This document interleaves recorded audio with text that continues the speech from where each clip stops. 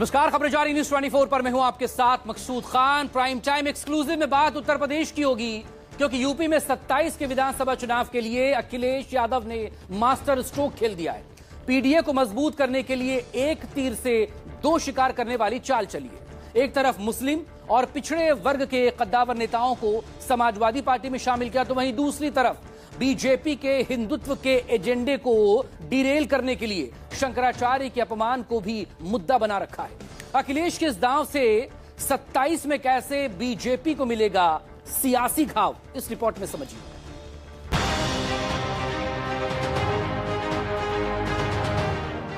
इस बार होली मिलन से पहले हम सब लोगों का पीडीए होली मिलन हो रहा है।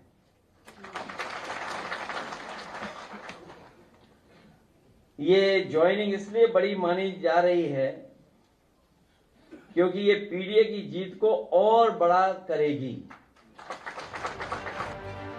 अखिलेश यादव के इस बयान में छिपा है 27 में यूपी विधानसभा चुनाव का पूरा गढ़। पीडीए का वो समीकरण जिसकी धार अब अखिलेश ने और तेज कर दी। लखनऊ में अखिलेश यादव की मौजूदगी में पूर्व मंत्री नसीमुद्दीन सिद्दीकी और अनीस अहमद खान और फूल बाबू ने समाजवादी पार्टी का दामन थाम लिया। अखिलेश यादव ने माला पहनाकर इन्हें पार्टी की सदस्यता दिलाई। दोनों नेताओं के साथ साथ अपना दल के पूर्व प्रदेश अध्यक्ष राजकुमार पाल, पूर्व विधायक दीनानाथ कुशवाहा और एआईएमआईएम से जुड़े दानिश खान समेत कई नेता भी समाजवादी पार्टी में शामिल हुए। बहुत पुराने नेता, अनुभवी, कई सरकार चलाने का जिनके पास अनुभव है, नसीमुद्दीन सिद्दीकी साहब, यहां पर बैठे हुए हमारे पूर्व मंत्री अनीस अहमद साहब, राजकुमार पाल जी, दीनानाथ कुशवाहा जी, डॉक्टर दानिश खान साहब, श्रीमती रंजना पाल जी और बड़ी संख्या में सभी साथियों का मैं समाजवादी पार्टी में आप सबका बहुत बहुत स्वागत करता हूं, धन्यवाद देता हूं। बहुजन समाज और समाजवादी पार्टी का ये रिश्ता गहरा होता जा रहा है और गहरा होगा इसके बाद। ये पीडीए का प्रेम प्रसार समारोह है। इससे सौहार्द, भाईचारा, हम सबका मेलजोल बढ़ेगा। कद्दावर नेताओं को पार्टी में शामिल कर अखिलेश यादव ने पीडीए को मजबूत करने की हुंकार भरी। कहा कि नेताओं का शामिल होना 27 में पीडीए की जीत को और बड़ा बनाएगा। बीजेपी पर भी निशाना साधा। मकान बदल रहे हैं, मोहल्ले नहीं बदल रहे हैं। और जब से हमारे साथ पूर्व मंत्री फूल बाबू जी आए हैं तो किसी का फूल मुरझाता जा रहा है।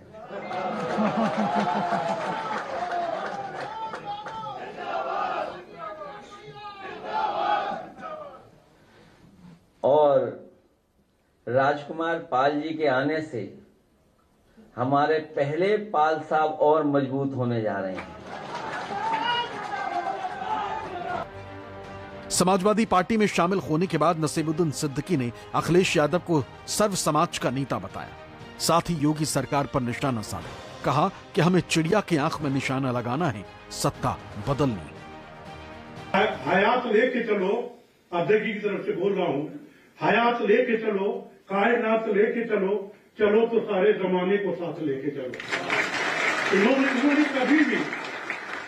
कभी हिंदू मुस्लिम सिख ईसाई की बात नहीं की है। और न मैं जमाने की, न मैं किसी की बात कर रहा हूं, मैंने जमाने की बात की। मैं इस बात से अध्यक्ष जी बहुत प्रभावित हूं आपसे। मैं बहुत प्रभावित हूं। समाजवादी पार्टी में जो 3 बड़े नेता शामिल हुए हैं, वो पश्चिमी यूपी से लेकर पूर्वांचल तक सियासी समीकरण बदलने की ताकत रखते हैं। नसीमुद्दीन सिद्दीकी बड़ा मुस्लिम चेहरा है। उनका प्रभाव बुंदेलखंड और पश्चिमी यूपी में माना जाता है। वो मायावती सरकार में मंत्री रहे हैं। वहीं अनीस अहमद उर्फ फूल बाबू का पीलीभीत तराई इलाके में जबरदस्त प्रभाव है। वो 3 बार विधायक और मंत्री रहे। जबकि राजकुमार पाल ओबीसी वर्ग का बड़ा चेहरा है। अपना दल एस के पूर्व अध्यक्ष रहे हैं। उनका प्रतापगढ़ और ओबीसी समाज में प्रभाव है। माना जा रहा है कि नसीमुद्दीन सिद्दीकी और अनीस अहमद को साथ लाकर अखिलेश ये संदेश देना चाहते हैं कि बड़े मुस्लिम नेता उनके साथ और समाजवादी पार्टी ही मुस्लिमों की चिंता करने वाली पार्टी। वहीं वो यूपी में ओवैसी को भी पांव नहीं पसारने देना चाहते हैं। यानी अखिलेश यादव ने पश्चिमी यूपी से लेकर तराई और पूर्वांचल तक पीडीए का पूरा सियासी समीकरण फिट कर दिया। अल्पसंख्यक और पिछड़ों को 27 के लिए एकजुट करने का संदेश दिया। इसकी काट खोजना बीजेपी के लिए बड़ी चुनौती होगी। पीडीए को मजबूत करने के साथ ही अखिलेश ने बीजेपी के हिंदुत्व के एजेंडे को भी डिरेल करने की तैयारी तेज कर दी। शंकराचार्य के अपमान के मुद्दे को 27 तक ले जाने की कवायद शुरू कर दी। एक बार फिर अखिलेश यादव शंकराचार्य स्वामी अविमुक्तेश्वरानंद के अपमान को लेकर बीजेपी पर बड़ा हमला बोला। कहा कि जो पीड़ित है, दुखी है, अपमानित है, उसके साथ पीडीए, शंकराचार्य जी के साथ हम। Democracy of the people, by the people और फॉर द पीपल, यही हमारा पीडीए है। हम सब पीडीए के लोग पीडीए के साथ आकर के पीडीए की सरकार बना करके सामाजिक न्याय के साथ साथ सामाजिक न्याय के राज की स्थापना का काम आगे बढ़ाने का काम करेंगे। कुछ लोग तो ऐसे हैं जो अब हमारे पूजनीय शंकराचार्य जी को भी अपमानित कर रहे हैं। इसीलिए कई बार कहा मैंने कि जो पीड़ित है, दुखी है, अपमानित है, उसके साथ पीडीए और वही पीडीए है। इसलिए शंकराचार्य जी के साथ भी हम लोग हैं। अखिलेश लगातार शंकराचार्य के समर्थन में उतरे। उनके अपमान पर सीएम योगी और बीजेपी को घेर रहे हैं। अखिलेश जानते हैं कि बीजेपी सनातन और हिंदुत्व के नाम पर हिंदू वोटों को एकजुट कर सकती है। इसीलिए शंकराचार्य और साधु संतों के अपमान को मुद्दा बनाकर अगड़ों को समाजवादी पार्टी से जोड़ा जाए। सीएम योगी ने भी विधानसभा में शंकराचार्य का समर्थन करने पर समाजवादी पार्टी को घेरा था। सुनिए सीएम योगी ने क्या कहा। आपको पूछना है, सपा के लोग पूछे, लेकिन हम लोग मर्यादित लोग हैं, कानून का शासन पर विश्वास करते हैं, कानून का शासन पालन करना भी जानते हैं, पालन करवाना भी जानते हैं, दोनों चीजों को एक साथ लागू करवाना जानते हैं। लेकिन इसके नाम पे गुमराह करना बंद करिए आप लोग। जो सनातनी होता है वो कभी किसी को दुख नहीं पहुंचा सकता। जो सनातनी होगा वो न्याय की बात करेगा, जो सनातनी होगा वो सच्चे रास्ते पे चलने की बात करेगा, जो सनातनी होगा वो भाईचारा मानेगा, जो सनातनी होगा किसी तरह का भेदभाव नहीं रखेगा। अखिलेश यादव अब सीएम योगी के इसी बयान को हथियार बनाकर बीजेपी को उसके दांव में फंसाना चाहते हैं, ताकि बीजेपी के हिंदुत्व की धार फीकी पड़ जाए और पीडीए की गाड़ी 27 में फुल स्पीड से दौड़े। लखनऊ से मानस श्रीवास्तव की रिपोर्ट, न्यूज़ 24। तो दो बड़े मुस्लिम चेहरों नसीमुद्दीन सिद्दीकी और अनीस अहमद के समाजवादी पार्टी में शामिल होने से यूपी में मुस्लिम वोटों की सियासत तेज हो गई है। अखिलेश यादव के पीडीए एक्शन के बाद दूसरी पार्टियां भी मुस्लिम वोट पाने की कवायद में जुटी हैं। आखिर क्यों मुसलमान वोट यूपी में सभी पार्टियों के लिए अहम है और कैसे अखिलेश ने खोजी है ओवैसी की जबरदस्त काट, इस रिपोर्ट में देखिए।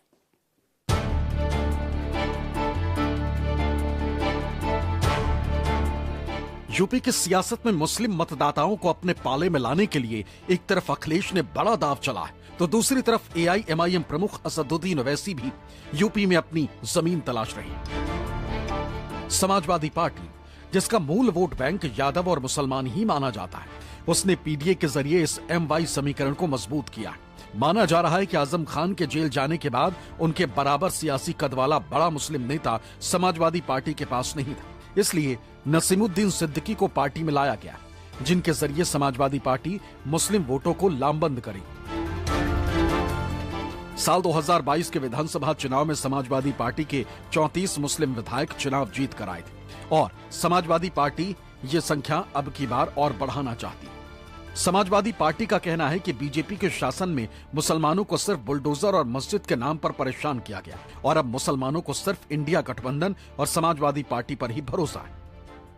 उत्तर प्रदेश की परिस्थितियां बिहार और महाराष्ट्र से बिल्कुल अलग हैं। उत्तर प्रदेश का मुसलमान इस वक्त अपने वजूद और सम्मान की लड़ाई लड़ रहा है। पिछले 10 सालों में भारतीय जनता पार्टी ने हर लेवल पे परेशान किया है, चाहे वो थाना हो, तहसील हो, बुलडोजर हो, उसके मदरसे हैं, मस्जिद हैं, जितना हो सकता था उसे दबाया है। आपने मोहित खान का नाम सुना होगा, जो बेगुनाह था, 74 साल 72 साल का बुजुर्ग, उसे एक नाबालिग रेप में फंसाया गया और कोर्ट ने उन्हें बाइज्जत बरी किया। इसलिए उत्तर प्रदेश का मुसलमान बिल्कुल क्लियर है, उसे सिर्फ और सिर्फ इंडिया ब्लॉक समाजवादी पार्टी पे भरोसा है, जो उसकी मान और सम्मान की लड़ाई लड़ रहा है। आपको दुर्भाग्यपूर्ण नहीं लगता कि पूरी कौम को सिर्फ वोट बैंक के रूप में देखा जा रहा है?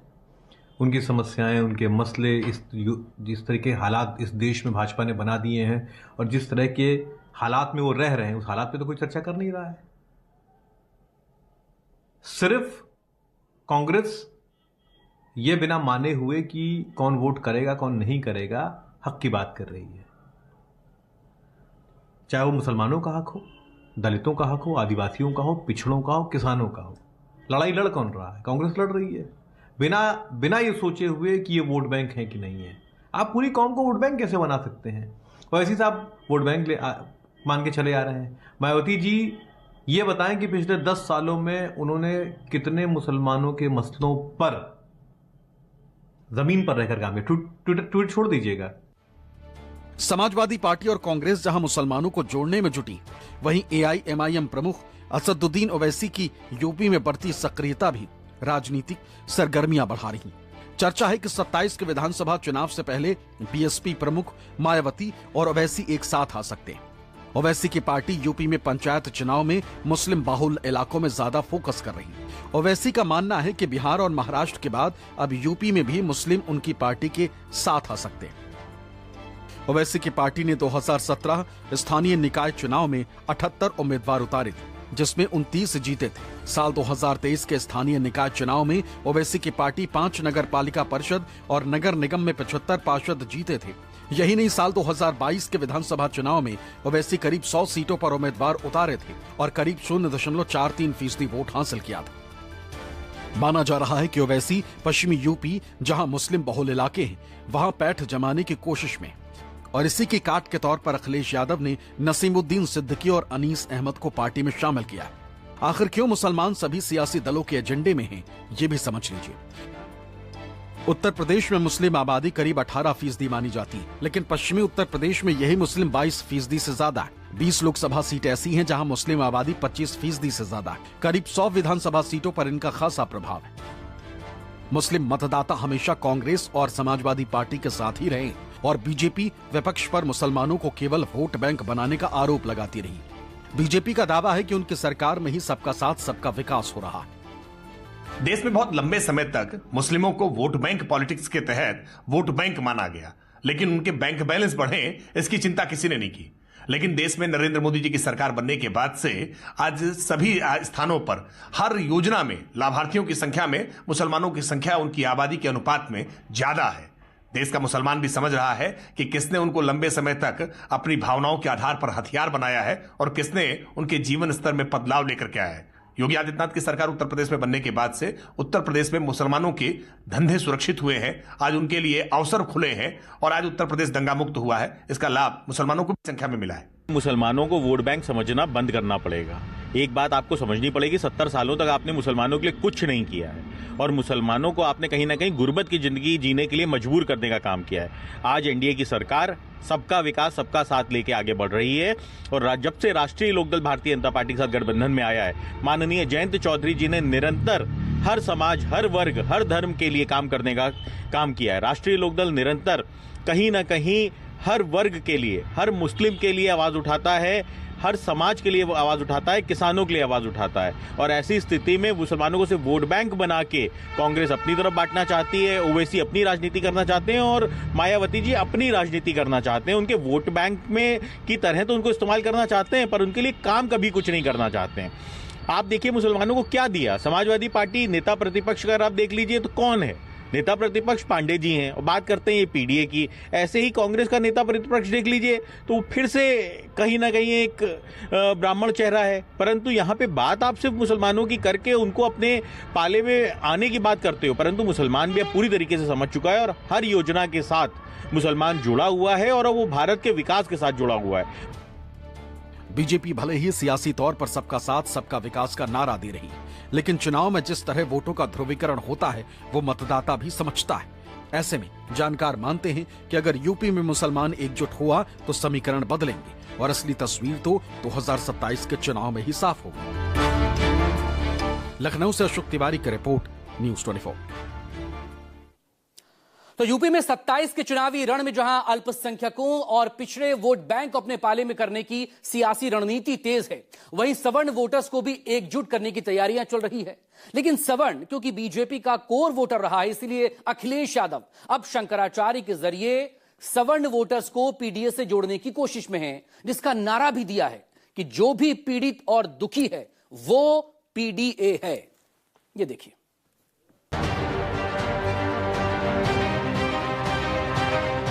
27 के चुनाव के लिए अखिलेश यादव को एक बड़ा मुद्दा शंकराचार्य स्वामी अविमुक्तेश्वरानंद ने दे दिया, जिनके समर्थन में उतरकर अखिलेश ने बीजेपी को सनातन के अपमान पर घेरना तेज कर दिया। इनसे क्या उम्मीद करोगे? अब मान लीजिए शंकराचार्य जी को अपमान कर रही है, क्या इसके लिए भी नया कानून लाओगे आप? किसको नहीं दिखाई दे रहा है कि शंकराचार्य जी को खुलेआम अपमानित कर रहे हैं? बताइए आप। क्या हम और आपकी किसी की हैसियत है कि पूजनीय शंकराचार्य के खिलाफ कुछ बोलते हैं?